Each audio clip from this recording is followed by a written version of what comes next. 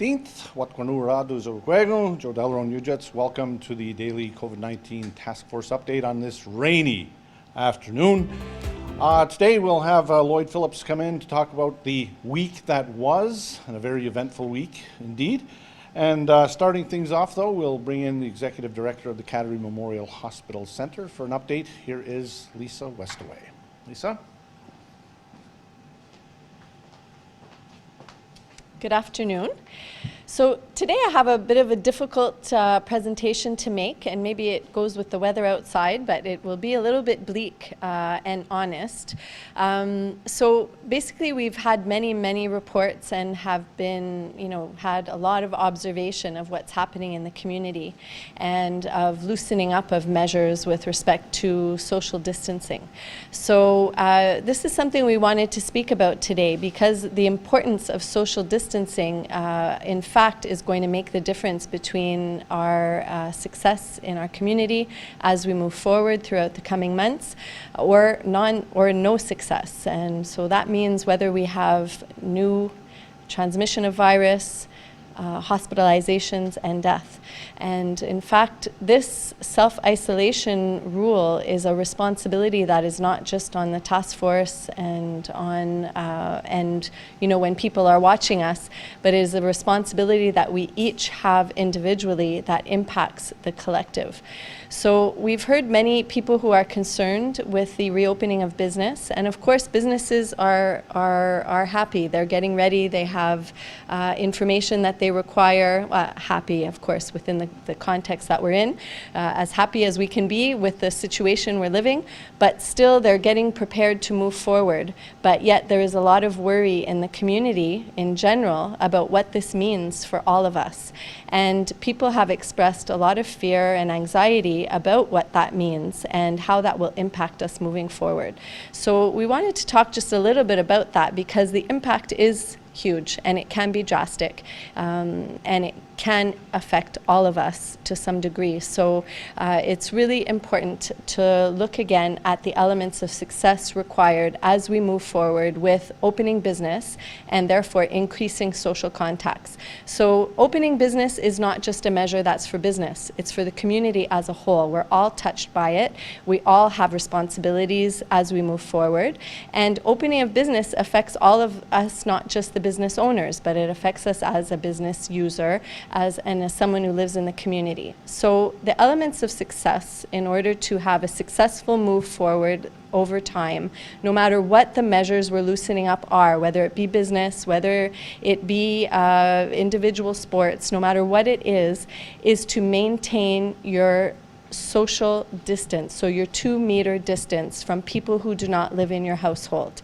This measure is going to be in place for a very long time. It's difficult, but it's real. We will not be able to change this measure for a very long time because that is what's going to save us from transmitting the virus. So it doesn't mean that we won't have any new cases.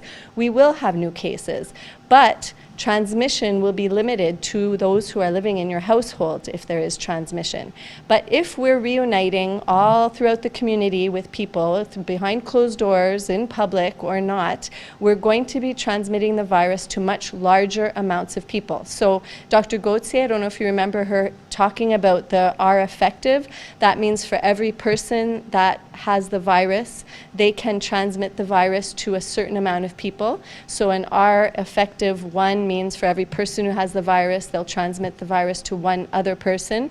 But the more our contacts increase at closer distances, that number increases drastically. And when we first started this process back in March, I think as we moved through it, I think if my memory is right, we were at about an R effective of close to 4. So we don't want to get back to that point. We've done a lot of things, a lot of positive things that have allowed us to limit the transmission of the virus. But as we move forward, we kind of develop a mentality that things are safer around us, that if businesses are opening, it means that we can start to loosen up as individuals. But in fact, it's just the opposite. So as businesses start to open, open, and I think many of you understand that at some point they have to, whether it be on the 1st or whether it be on the 7th or whether it be on the 14th, whenever that day is, when businesses at some point will have to open and life will have to move on in a way that is as normal as we can get it. And that normal is always going to have an element in it of distancing, social distancing. And that's something that we have to start to wrap our mind around and get used to so that we can move on in a safe way, so that our elders, our vulnerable population, and friends and family members are all safe.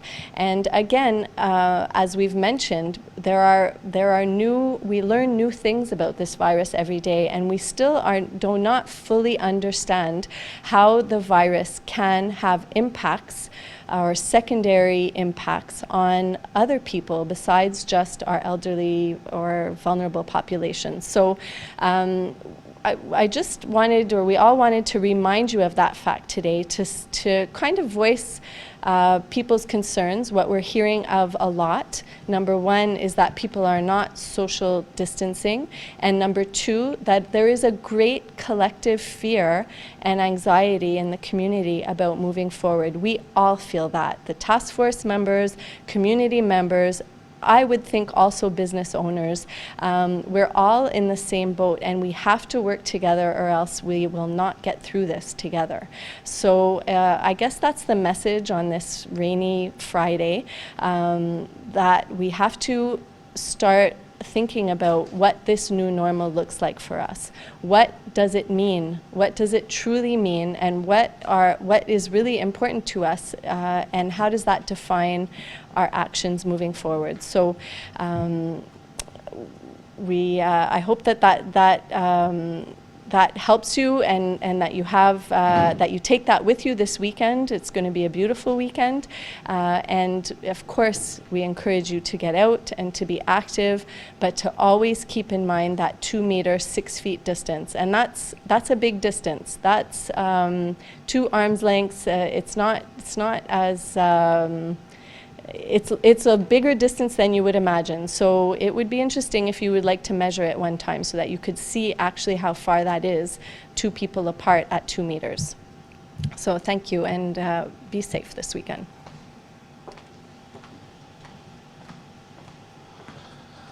Thank you very much, Lisa. That was very well said, actually. Lisa, at the beginning of her talk, said that it would be kind of bleak, but actually it's just kind of a reality check, and it's not as bleak as all of that.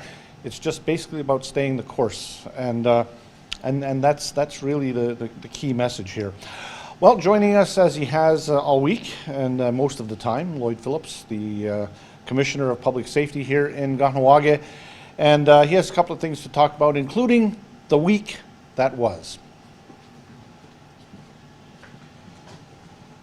Thank you, Joe. Thank you, Lisa.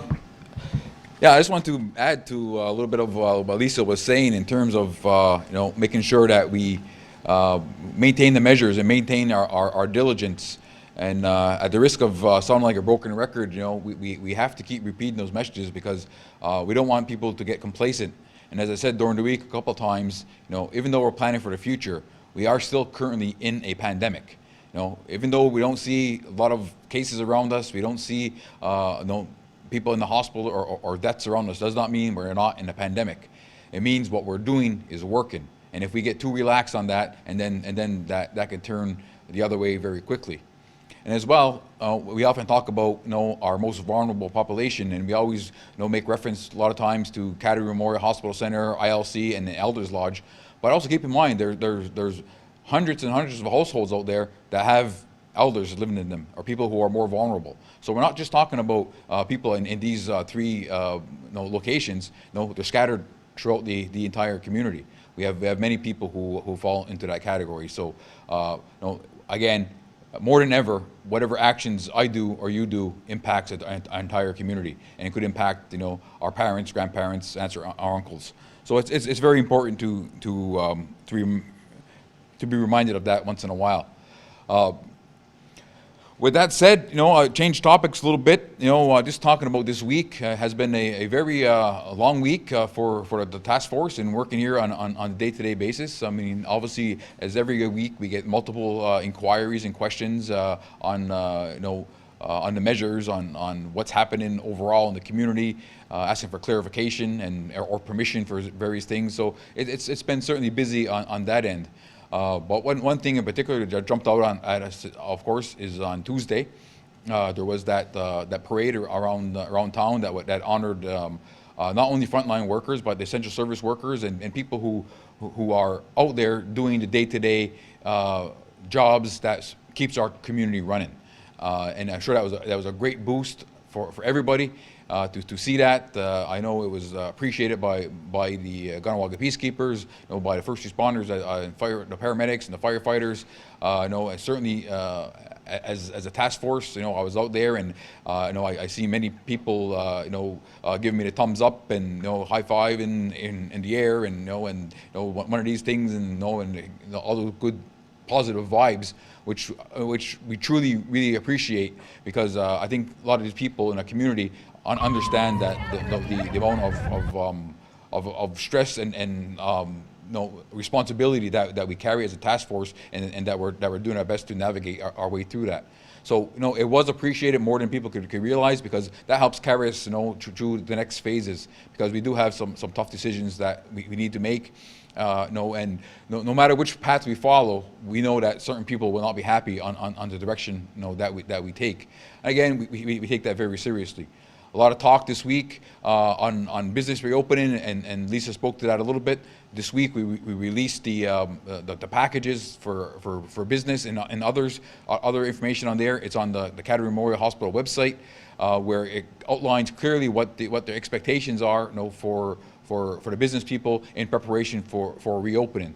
So again, whether you're a business person or not, we certainly encourage you to take a look at that. That was a package that we put together over the week. It's fairly comprehensive, but straightforward, at the same time. So we encourage you to take a look at that. We also took a day off of a task force meeting on Wednesday.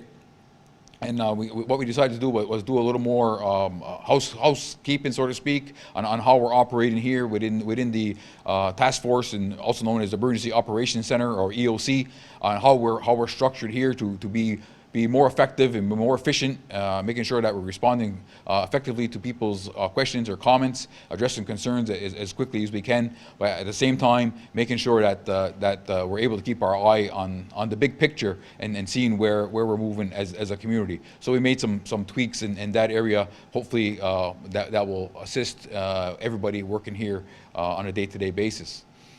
We also took time to sit down and look at a plan. What I'm calling is a roadmap, for the community. We start drafting some ideas so that the community and the task force, but more so for the community, to be able to see, what's the path forward? Where are we now? Where are we in June 1st? Where are we going to be in June 15th or moving down throughout the summer? And what we would be expected to look at measures, look at how businesses are going to open, how other business may open, but how it impacts the community, when could certain things be relaxed or modified. So at least you have a visual on a path, on where we're headed, and how we see things rolling out over the next several months. And I'm not going to put any timelines on there saying specific dates, but at least you'll be able to see in blocks on where things we anticipate and where things are heading. And in there also, what type of assessments or milestones have to be reached before we can move on to the next level. In there as well, we're looking at incorporating individual responsibility, and Lisa touched on this a little bit, but it's also about, what do you have to do as an individual, throughout this time frame to ensure not only your own safety, but the safety of your family and the safety of the community. So we want to make sure that we want to emphasize the fact the key word is responsibility. As things progress and evolve, more and more of that responsibility lies individually with the business owners, and more importantly, it lies with each and every community member to ensure that we remain as safe as we possibly can. So we're going to put that together, and it'll be a visual, and we'll get that out, to people as soon as it's ready. I don't want to give you an exact time frame because we want to make sure that we get something as accurate as we possibly can. But just so you know, as I mentioned yesterday, things are not stagnant just because there's not a lot of big news happening. There are these things happening behind the scenes. As well, this week, in the past 7 days or so, if you've seen across Quebec, they still have been averaging 100 people a day have been dying from COVID-19, which is still a very horrible thing to say, because sometimes we talk about deaths and we're so used to saying that, and you're watching the media and listen to Facebook Live and so on, and you talk about deaths but think of it, if 100 people are dying, and that's horrible. If any one given train wreck or plane crash and 100 people died, it would be front page news and people would be talking about it every day. But we're having a train wreck and a plane crash every single day. So people got to keep that in mind, and that's happening, as we speak. And moving forward, we want to make sure those numbers keep going down, until obviously we eliminate that COVID risk, to our community and throughout the entire area. So we also see in Quebec this week, they had changed their position on the school openings in the Greater Montreal area. They pushed it back a couple of times until finally this week he announced that Legault announced that the schools in the Greater Montreal area will not be opening until the fall time. Again, that's something that the COVID task force had looked at going back several weeks ago and made the determination a while back, saying we didn't see it feasible or plausible or safe enough to have our children return to school. So that decision was taken very early, by the task force, and we're glad we did, because we didn't want to be in a situation where we kept pushing back the dates. Again, by having science lead the way and have safety lead the way, that will lead us to the conclusions that we have to make, and we always have that to fall back on. So that was a milestone that we see in Quebec take, and again, like I said, we're glad that we were ahead of that curve. I'll just finish off by talking again. I want to emphasize the fact about responsibility. It's supposed to be a beautiful weekend. Right now it looks horrible out there. It's pouring rain, but the forecast is for nice warm weather. People want to get outside. They want to be in the sunshine and get some fresh air. Again, fully encouraged. That people do that. Maintain your distancing. And as a reminder, again, I know a lot of people like to head up to Joe Rodo this time of year. It's probably one of the best times of the year to be up in Joe Rodo, because hopefully the black flies are not out yet and the mosquitoes are not out yet. But the weather is nice. So go up there. Enjoy yourself. Same rules that apply, in Kahnawake also apply in Joe Rodo. It's all about you being safe, and staying healthy for your families. So with that, I'm going to take a couple of days off and recharge my batteries, and I'll see you again soon. So with that, y'all go. All right, thank you, Lloyd. And yes, those will be well-deserved days off. That is for sure. Just a note, we kept mentioning the plan for opening business. If you want to look at that document, we've talked about it for the last couple of days. If you're watching today for the first time and are wondering about it, you can find it at the at covid-19.kmhc.ca/for-business. And it's there, it's comprehensive, and it's really easy to use. It's very user-friendly, and it puts out the plan that I think business really needs and probably really appreciates as well. So again, it is going to be a beautiful weekend. Tomorrow, Raymond Montour will be filling in for me as I take a day off as well. I'll be back on Sunday. And on Sunday, speaking of Sunday, we'll have Dr. Annick Gauthier, who will be on the program. Looking forward to that. And on Monday, we have a couple of surprises for you as well, as we'll bring you, as we always do, a daily update, regardless of if it's a weekend, a holiday, or Monday through Friday. So, at this point, enjoy your weekend, be safe, and on behalf of all of us here at the COVID-19 Task Force, Niao Koa Dano, Onigiwahi.